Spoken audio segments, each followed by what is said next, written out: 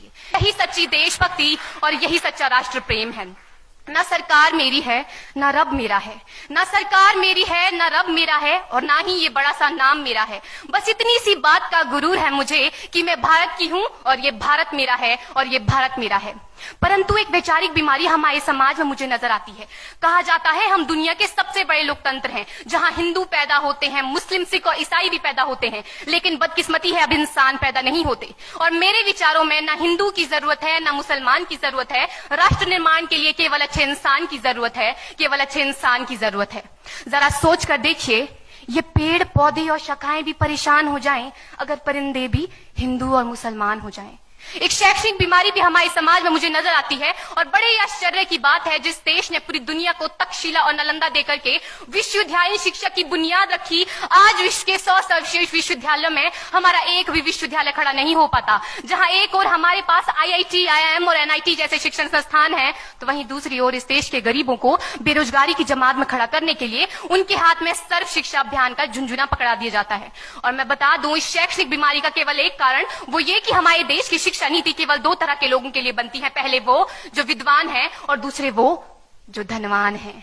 इसी तरह की कई गजब की बीमारियां हैं, और इन बीमारियों की जो जड़ है ना, वो हमारा अंधविश्वास। और मेरे विचारों में जब तक इस देश का युवा अपनी सफलता के लिए मंदिरों में जा जाकर नारियल फोड़ फोड़ कर भगवान को रिश्वत लगाता रहेगा, हमारे समाज का शिक्षित वर्ग ही बिल्ली के रास्ता काटने पर खड़े हो जाना, अपने धर्म अपनी जाति को ऊंचा मानकर दूसरों के धर्म की अवहेलना करता रहेगा, तब तक ना तो इस देश से अंधविश्वास खत्म होगा और ना ही हमारा राष्ट्र निर्माण संभव होगा। हमारी संस्कृति, हमारी सभ्यता को दुनिया ने शीश नवाया है, तो क्यों आस्था के नाम पर हमने अंधविश्वास फैलाया है?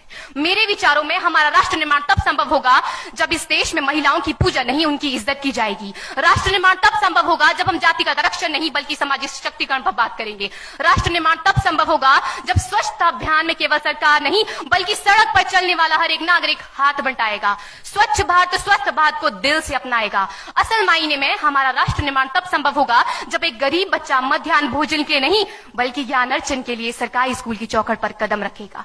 और हमारा राष्ट्र निर्माण तब तक संभव नहीं होगा जब तक एक नागरिक नैतिक रूप से सटीन, चारित्रिक रूप से भ्रष्ट, मानसिक रूप से दिवालिया, धार्मिक रूप से अंधा, राजनीतिक रूप से गंदा, स्वैच्छिक मान मूल्यों के आंकड़ों में जिन्न शिन्न पैपंदमयी अखंड भारत को खंड खंड करता रहेगा, तब तक हमारा राष्ट्र निर्माण संभव नहीं होगा। बड़ी बड़ी बातें नहीं, छोटी छोटी कोशिशें करनी होगी, क्योंकि ठोकर हमें पहाड़ से नहीं पत्थरों से लगा करती है।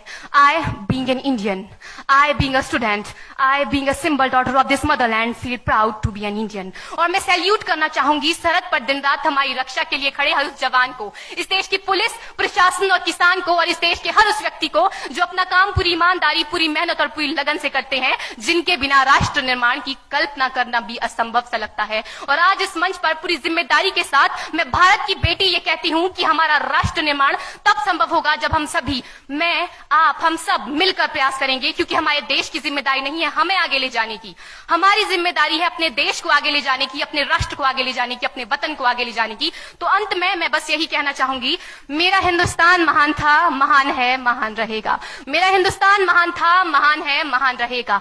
होगा हौसला सबके दिलों में बुलंद तो एक दिन पाकिस्तान भी जय हिंद कहेगा। पाकिस्तान ही क्यों, सारा जहान जय हिंद कहेगा, क्योंकि सारे जहां से अच्छा हिंदुस्तान हमारा, सारे जहां से अच्छा हिंदुस्तान हमारा, हम बुलबुलें हैं इसकी, ये गुलिस्तान हमारा, ये गुलिस्तान हमारा। जय हिंद, वंदे मातरम।